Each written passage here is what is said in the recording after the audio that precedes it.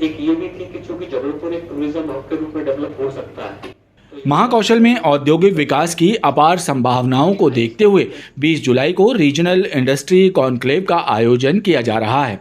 इसी सिलसिले में सिविल लाइन स्थित होटल में एक बैठक आयोजित हुई, जिसमें प्रदेश के लोक निर्माण मंत्री राकेश सिंह ने अधिकारियों और उद्योगपतियों से चर्चा की और उनके सुझाव भी सुने। लोक निर्माण मंत्री ने कहा कि सबके सुझावों पर विचार किया जाएगा।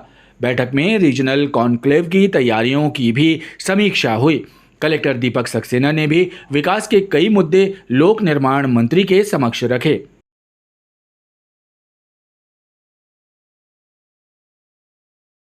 डिफेंस यूनिट की स्थापना के लिए भूमि की उपलब्धता और बढ़ाने की जरूरत है। ये मल्टी स्टोरी कॉम्प्लेक्स का डबल हो गया है सर। माइनिंग के क्षेत्र में सर एक बड़ा अच्छा सजेशन ये आया है कि सर जबलपुर और कटनी दोनों क्षेत्रों में सर मेजर मिनरल्स के लिए सर बड़े ब्लॉक हैं सर। करीब 18 से लेकर 25 ब्लॉक जबलपुर और कटनी को मिला के आयरन ओर के, बॉक्साइट के बन सकते हैं। इनको यदि नीलामी के लिए लगाया जाए तो सर एक एक ब्लॉक पे करीब 200 से 250 करोड़ का इन्वेस्टमेंट की बात लोगों ने कही। पीडब्ल्यूडी मंत्री राकेश सिंह ने कहा कि रीजनल कॉन्क्लेव के लिए 3000 से ज़्यादा रजिस्ट्रेशन हो चुके हैं और उज्जैन के बाद प्रदेश में ये दूसरी कॉन्क्लेव है जो जबलपुर में आयोजित होगी। इसके बाद जबलपुर ही नहीं बल्कि महाकौशल के औद्योगिक विकास को गति मिल सकेगी। उसको लेकर माननीय मुख्यमंत्री जी ने पहली इन्वेस्टर मीट उज्जैन के बाद जबलपुर में ही रखी है और जिस तरह की इसकी तैयारियाँ हैं, 3000 से ज़्यादा रजिस्ट्रेशन इसको लेकर अभी तक हो चुके हैं। हम ये उम्मीद कर रहे हैं कि एक सफल आयोजन ये होगा। मध्य प्रदेश सरकार पूरी ताकत से इसके लिए लगी है। माननीय मुख्यमंत्री जी स्वयं आज मुंबई में है, इन्वेस्टर से बात करने के लिए जगह जगह पे वो भी बातचीत कर रहे हैं, जा रहे हैं। हमारा जिला प्रशासन, उद्योग विभाग, ये सब इसकी सफलता के लिए रात दिन मेहनत कर रहे हैं, काम कर रहे हैं और इसलिए हम उम्मीद करते हैं कि एक सफल आयोजन ये जबलपुर में होने जा रहा है। उद्योग जगत से जुड़े लोगों का कहना है कि उद्योगों के लिए पर्याप्त सुविधाएं मुहैया कराए जाने पर जोर दिया गया है। इस कॉन्क्लेव को सफल बनाना हमारी जिम्मेदारी है। सफल बनाने के लिए सुझाव लिए गए सभी से, उद्योगपतियों से, औद्योगिक संगठनों से, जनप्रतिनिधियों से, अधिकारियों से, सबसे सुझाव लिए गए। सुझाव लेने के बाद इसको फिल्टर करके इसको मूर्त रूप दिया जाएगा ताकि कॉन्क्लेव सफल हो। इसमें क्या होना चाहिए, इन्वेस्टमेंट किस तरह का आए, किस तरह के कार्यक्रम होना चाहिए, औद्योगिक विकास कैसे हो, वर्तमान में जो समस्याएं हैं उनका निराकरण कैसे हो, इन सब पर चर्चा हुई है। पहले 16 जुलाई को कलेक्ट्रेट के सभाकक्ष में 5 निजी स्कूलों के विरुद्ध प्राप्त हुई शिकायतों की खुली सुनवाई की जाएगी। खुली सुनवाई में Mount Litera School, Joy Senior Secondary School, Wisdom Valley School Shastri Nagar और Katanga branch, Saint Joseph School, TFRI Saliwada और एक अन्य स्कूल से संबंधित शिकायतों पर कलेक्टर दीपक सक्सेना द्वारा सुनवाई की जाएगी, जिसमें विद्यालय के प्रबंधक, प्राचार्य उपस्थित होकर शिकायतों का जवाब देंगे। वहीं फीस वापसी को लेकर कलेक्टर ने बताया कि स्कूल प्रबंधन को 30 दिनों का समय दिया गया है। इसके बाद फीस वापस नहीं करने पर वैधानिक कार्रवाई की जाएगी। उनकी जांच कंप्लीट हो गई है। इस तरह के 5 स्कूलों की, एक स्कूल और शामिल हुआ है उसमें, तो 5 स्कूलों की 16 तारीख को सुनवाई कर रहे हैं। शिकायतकर्ताओं के समक्ष भी कर रहे हैं। हमारी जो फाइंडिंग्स है वो उनको बताएंगे कि ये गलतियाँ हमको निकल के आई हैं, उस संबंध में उनका जवाब लेंगे और यदि कोई लॉजिकल तथ्य वो रखेंगे तो उसके आधार पर हम जो है निर्णय लेंगे। फीस वापसी को लेकर सर कुछ अभी कुछ स्कूलों के आदेश जारी हुए हैं, उसमें हमने 30 दिन का समय दिया है। देखते हैं कब तक या तो वो कोई लीगल कार्रवाई करेंगे या फीस जमा कराएंगे। कलेक्टर ने कहा कि 16 जुलाई के पूर्व भी अशासकीय विद्यालय से संबंधित यदि कोई अभिभावक शिकायत करना चाहता है तो कलेक्टर, अपर कलेक्टर और जिला शिक्षा अधिकारी के पास शिकायत कर सकते हैं। शासकीय माध्यमिक शाला गोविंदगंज की एक क्लास में लेंटर का कुछ हिस्सा अचानक गिर गया, जिसकी वजह से अफरा तफरी मच गई। राहत की बात ये थी कि कोई कैजुअल्टी नहीं हुई। लंच ब्रेक होने के कारण क्लासरूम के बच्चे मैदान में थे, जिसके चलते बड़ी दुर्घटना टल गई। स्कूल स्टाफ का कहना है कि जर्जर भवन के नीचे बच्चे पढ़ाई करने मजबूर हैं। स्कूल शिक्षा विभाग के अधिकारियों को कई बार लिखित शिकायत दी गई। नगर निगम प्रशासन से भी स्कूल की मरम्मत की गुहार लगाई गई, लेकिन कोई सुनवाई नहीं हुई। ये 2-3 दिन पहले सज्जा गिरा हुआ है और लंच का टाइम था। इत्तेफाक का कोई बच्चा उसकी चपेट में नहीं आया और विगत 2-3 माह से उच्च अधिकारियों के भी संपर्क में रहे कि स्कूल की स्थिति बड़ी जर्जर अवस्था में है, कभी भी कोई भी कैजुअल्टी हो सकती है। तो किसी भी प्रकार का हम लोगों को ना जन सहयोग मिलता है, ना किसी प्रकार की राशि मिलती है स्कूल को मेंटेनेंस कराने के लिए। तो ऐसी स्थिति में हम लोग भी निरुत्तर हो जाते हैं। ये शासकीय कन्या गोविंदगंज 1ली से लेकर 8वीं तक है और यहाँ पे दर्ज संख्या भी अच्छी है, लगभग 500-550 बच्चे आते हैं। कोई तो लंच का समय था इसलिए कोई कैजुअल्टी नहीं हुई। ये लगभग हम लोगों ने 2-3 पहले महापौर जी का आगमन हुआ था और जितने भी जनप्रतिनिधि थे समय समय पर संस्था में आते, सबको हम लोग अवगत कराते हैं। उसके बाद भी हमारे स्कूल के लिए कोई किसी प्रकार की राशि का सहयोग नहीं मिलता है। बहरहाल जिस शहर में जनता द्वारा 25 करोड़ रुपयों से ज़्यादा प्रतिवर्ष शिक्षा उपकर जमा कराया जाता हो, उसी शहर में जर्जर और बदहाल शाला भवनों में नौनिहाल शिक्षा ग्रहण करने के लिए मजबूर हैं। जिम्मेदार अधिकारी और जनप्रतिनिधि इस ओर ध्यान नहीं दे रहे हैं।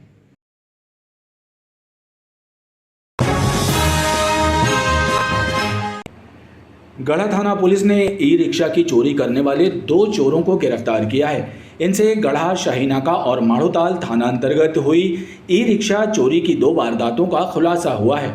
गढ़ा थाना प्रभारी नीलेश दोहरे ने जानकारी देते हुए बताया कि बीते दिनों थाने में ई रिक्शा चोरी के मामले की FIR दर्ज कराई गई थी। चोरी करने वाले संदेही CCTV वीडियो में कैद हुए थे। इस आधार पर पतासाजी की गई और 2 संदेहियों करमेता ITI निवासी संजय दुबे और राम यादव को गिरफ्तार किया गया, जिन्होंने पूछताछ में ई रिक्शा चोरी करने का जुर्म कबूल किया।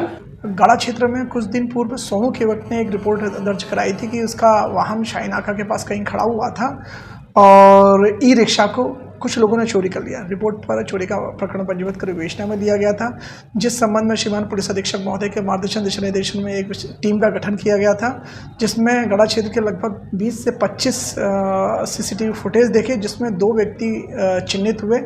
उन संदिग्धों के संबंध में जानकारी ली तो एक व्यक्ति का नाम है संजय दुबे, जो करमेता ITI का रहने वाला है, और दूसरा है राम यादव। इनको अभिरक्षा में लिया। अभिरक्षा में लेने के बाद पूछताछ की तो इनके कब्जे से चोरी गया ई रिक्शा को जब्त किया है। इनके द्वारा और किन थाना क्षेत्रों में चोरी की गई है इस संबंध में अभी पूछताछ की जा रही है। अभी पुलिस अभिरक्षा में है, कल माननीय न्यायालय के समक्ष पेश करेंगे। दोनों की निशानदेही पर अलग अलग इलाकों से चोरी किए गए 2 ई रिक्शा की बरामदगी की गई है।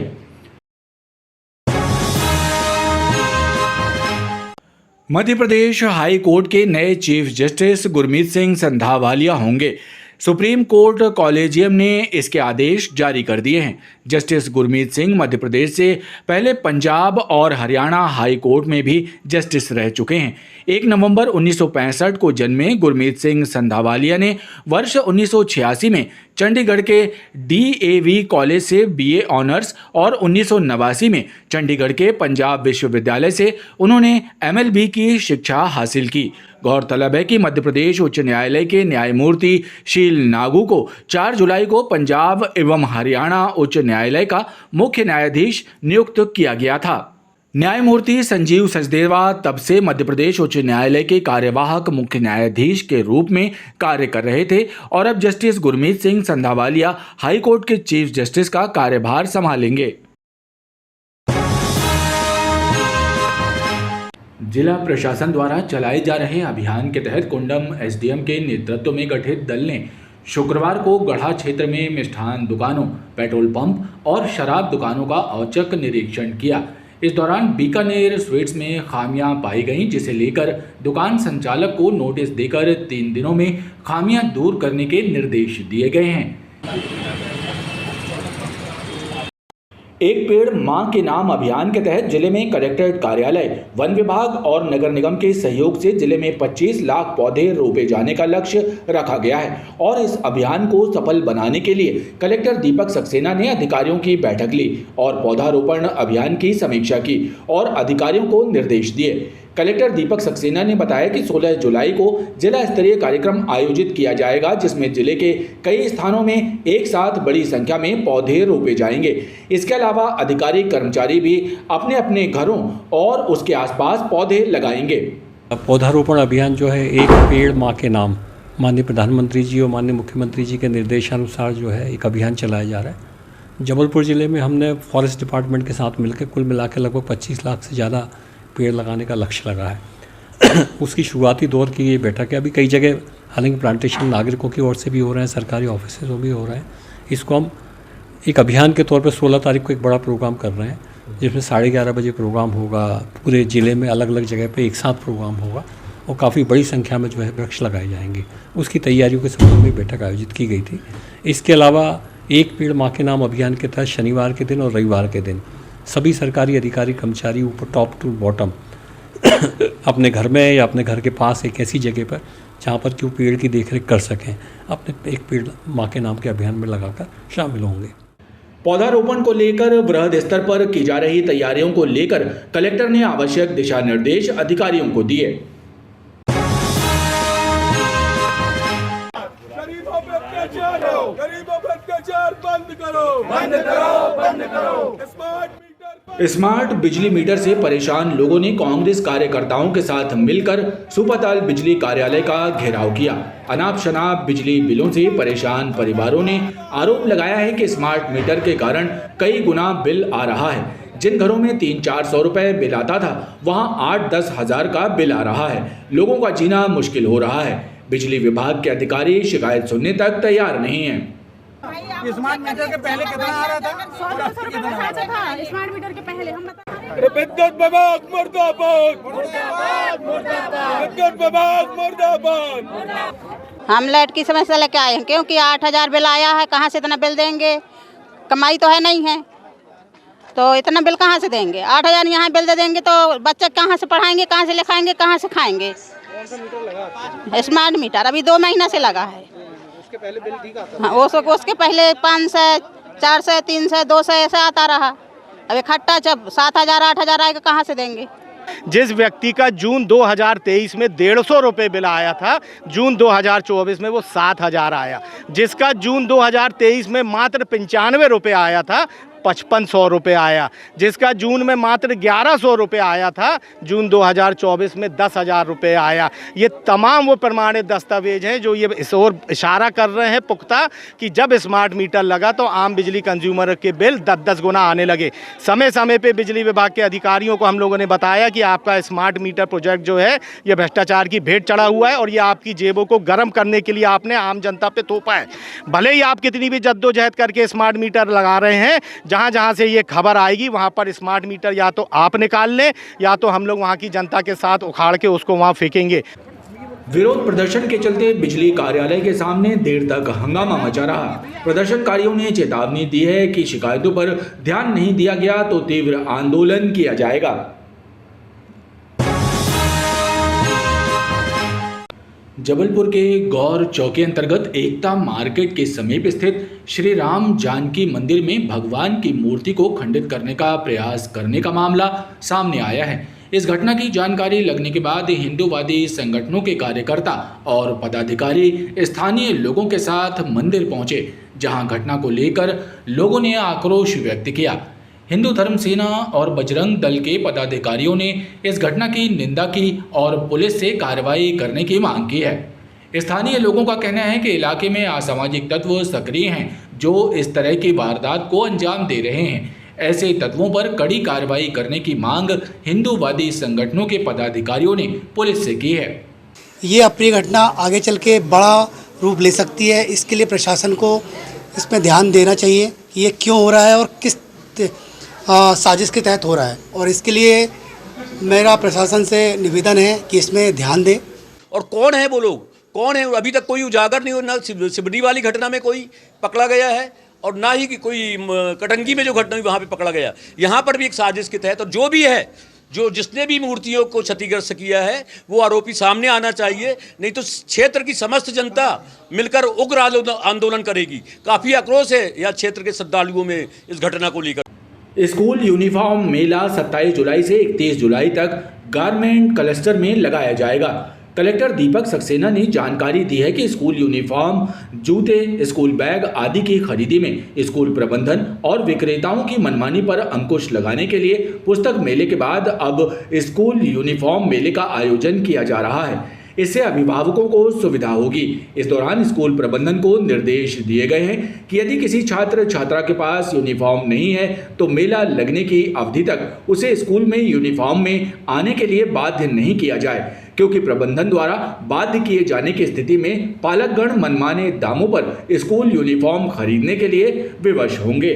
देखिए, स्कूल यूनिफॉर्म के बारे में लगातार शिकायतें ये है, शिकायत एक ही है कि मनमाने दाम लिए जाते हैं। हमने व्यवस्था की है कि सभी स्कूलों से सैंपल कलेक्ट किए जाएंगे, उन सैंपल का वेंडर्स के समक्ष अवलोकन कराया जाएगा, उनको तैयार करने के लिए 15-20 दिन का समय दिया जाएगा और इसके बाद एक मेला लगा के इसको डिस्ट्रीब्यूट किया जाएगा। इसके साथ ही स्कूल यूनिफॉर्म व्यवसाय में संलग्न व्यापारियों और स्व सहायता समूहों के लिए सभी स्कूलों की यूनिफॉर्म, जूते, स्कूल बैग आदि के सैंपल का प्रदर्शन 15-16 जुलाई को गारमेंट्स क्लस्टर स्थित हॉल में किया जाएगा। जबलपुर के तिलवारा थाना अंतर्गत एक शादी समारोह में डीजे पर मनपसंद गाना बजाने को लेकर बारातियों ने हंगामा कर दिया। इस दौरान दूल्हे के भाई और कुछ बारातियों का डीजे बजाने वाले लड़कों से विवाद हो गया और इसी विवाद के चलते डीजे बजाने वाले लड़कों ने दूल्हे के भाई सहित 3 लोगों पर चाकू से हमला कर दिया। घायलों को मेडिकल अस्पताल में भर्ती करवाया गया है। बताया जाता है कि मंडला भीकमपुर से कछवाहा परिवार की बारात छोटे पुल तिलवारा के पास आई थी। विवाह समारोह से थोड़ी दूर जब बाराती डीजे पर नाच रहे थे तभी मनपसंद गाना बजाने को लेकर बारातियों का डीजे बजा रहे लड़कों से विवाद हो गया।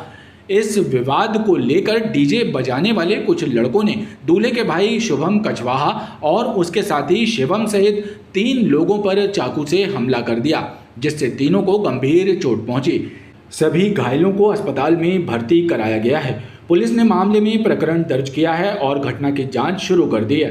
पुलिस हमला करने वालों की पतासाजी कर रही है।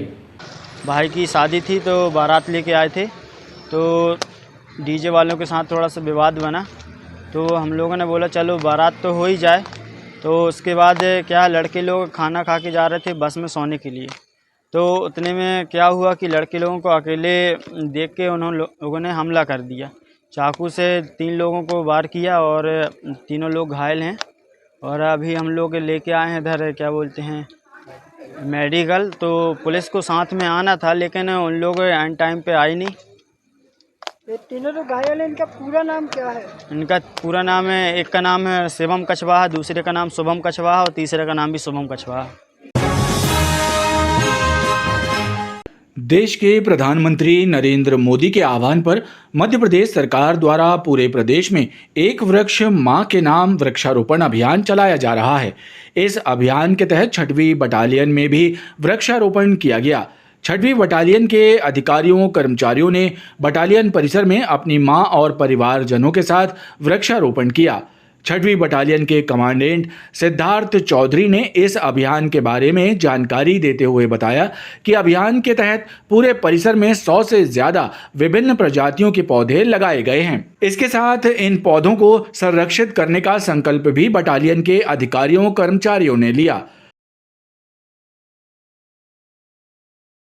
आज एक पेड़ माँ के नाम अभियान के तहत वाहनी परिसर में भी हमारे जो अधिकारी कर्मचारी हैं उन्होंने अपनी माँ के साथ परिसर में पौधारोपण का कार्यक्रम किया है, जिसमें हमने करीब 100 पेड़ जो है हमने लगवाए हैं, जिसमें उन्होंने अपने माँ के नाम पर और माँ के चित्र के साथ या माँ के साथ उन्होंने पौधारोपण किया है।